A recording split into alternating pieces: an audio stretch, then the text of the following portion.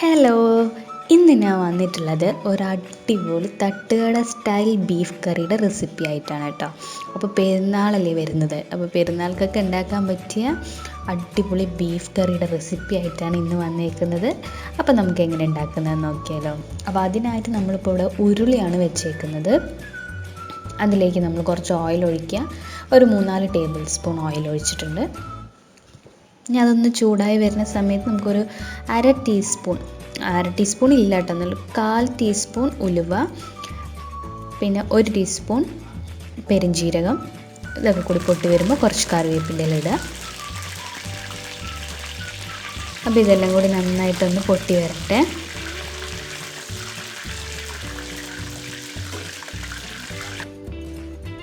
എന്നിട്ട് നമ്മളിതിലേക്ക് ചേർക്കുന്നത് വെളുത്തുള്ളി പേസ്റ്റാണ് കേട്ടോ.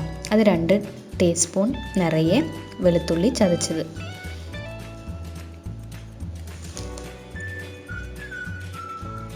അപ്പോൾ നന്നായിട്ടൊന്ന് എണ്ണയിൽ വഴറ്റി കൊടുക്കുക. നന്നായിട്ട് വഴറ്റണം കേട്ടോ.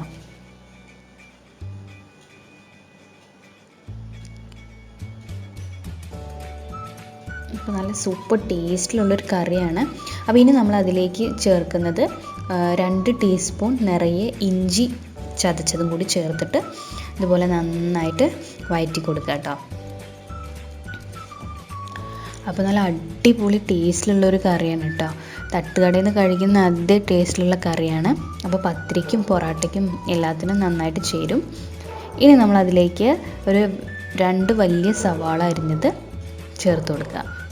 നന്നായിട്ട് വാടി വരണം കേട്ടോ, കുഴഞ്ഞ് നന്നായിട്ട് വാടി വരണം.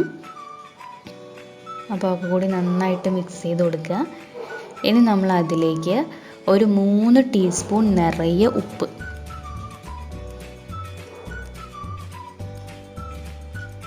ഇട്ട് കൊടുത്തിട്ടുണ്ട് കേട്ടോ. എന്നിട്ട് ഇതെല്ലാം കൂടി നന്നായിട്ട് മിക്സ് ചെയ്ത് കൊടുക്കുക.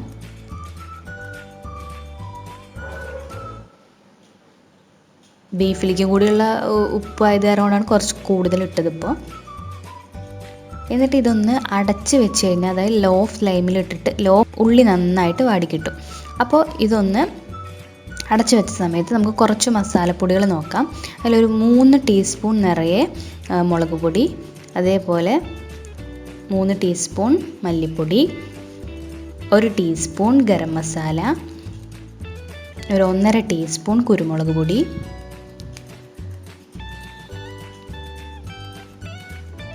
പിന്നെ അതിലേക്ക് നമുക്കൊരു 1/2 ടീസ്പൂൺ മഞ്ഞൾപ്പൊടി. ഇതെല്ലാം കൂടി ഒരു മിക്സിയുടെ ചെറിയ ജാറില്ലേ അതിലേക്ക് ഇട്ടിട്ട് കുറച്ച് വെള്ളം കൂടി ഒഴിച്ച് നല്ലപോലെ പേസ്റ്റാക്കി അരച്ചെടുക്കണം. എന്നിട്ട് അത് നമുക്ക് മാറ്റി വയ്ക്കാം കേട്ടോ. അപ്പോഴേക്കും അവിടെ നമ്മുടെ ഉള്ളി നന്നായിട്ട് കുഴഞ്ഞ് വന്നിട്ടുണ്ട്. ലോ ഫ്ലെയിമിലിട്ടിട്ട് അടച്ച് വെച്ചാൽ മതി. അപ്പോൾ പെട്ടെന്ന് ഉള്ളി വാടിക്കിട്ടും.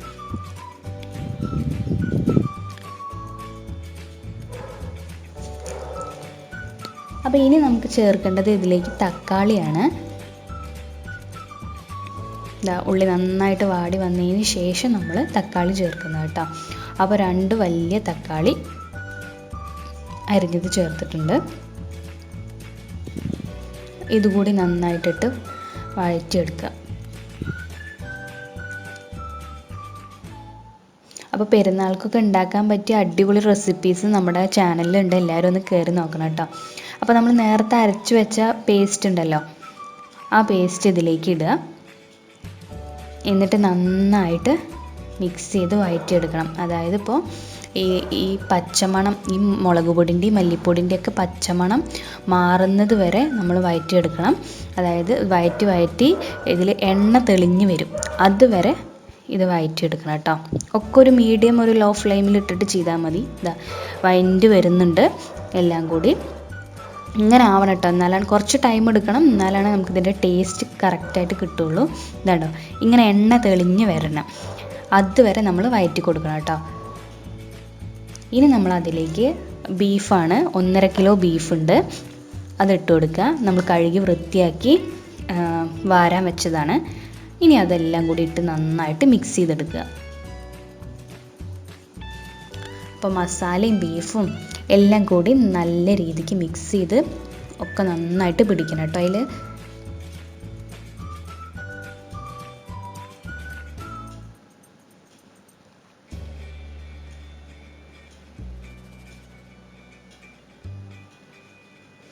ഇത് നമുക്ക് പത്തിരിയുടെ കൂടെയൊക്കെ കഴിക്കാൻ അടിപൊളിയാണ്, നെയ്ച്ചോറിൻ്റെ കൂടെ കഴിക്കാനായിട്ട് അടിപൊളിയാണ്.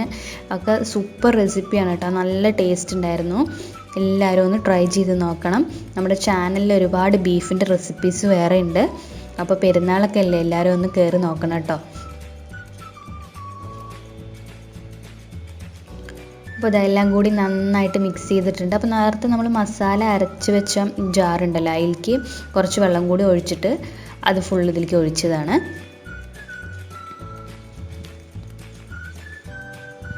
ഒരു അര ഗ്ലാസ് വെള്ളം ഉണ്ടാവും കേട്ടോ അതിൽ. എന്നിട്ട് നന്നായിട്ട് മിക്സ് ചെയ്ത് കൊടുക്കുക.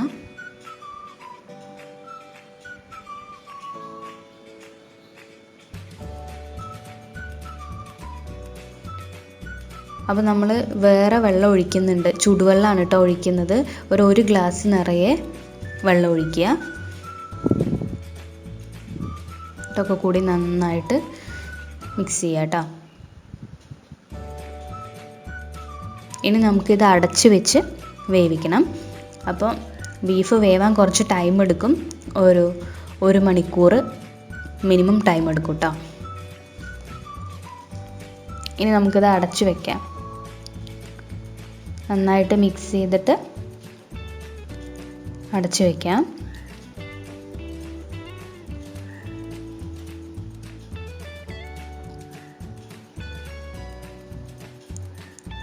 അപ്പോൾ ബീഫ് വേവാൻ കുറച്ച് ടൈം എടുക്കും, 1 മണിക്കൂർ അല്ലെങ്കിൽ 1.5 മണിക്കൂർ ടൈം എടുക്കും കേട്ടോ. അപ്പോൾ ഇതാ നമ്മുടെ ബീഫൊക്കെ ഇപ്പോൾ നന്നായിട്ട് വെന്ത് വന്നിട്ടുണ്ട്. ഇതിൻ്റെ ഇടയിൽ എല്ലാവരും തുറന്ന് ഇളക്കി കൊടുക്കണേ. അപ്പോൾ നമ്മൾ ലാസ്റ്റാണ് ഇതിലേക്ക് ഒരു 3 പച്ചമുളക് കട്ട് ചെയ്തത്, കുറച്ച് കറിവേപ്പിൻ്റെ ഇല, കുറച്ച് പുതിനൻ്റെ ഇല, കുറച്ച് മല്ലിയില, ഇതൊക്കെ കട്ട് ചെയ്ത് വെച്ചിട്ടുണ്ട്. ഇതൊക്കെ ലാസ്റ്റ് ഇടുക. എല്ലാം റെഡി ആയതിന് ശേഷം ലാസ്റ്റ് ഇടുക.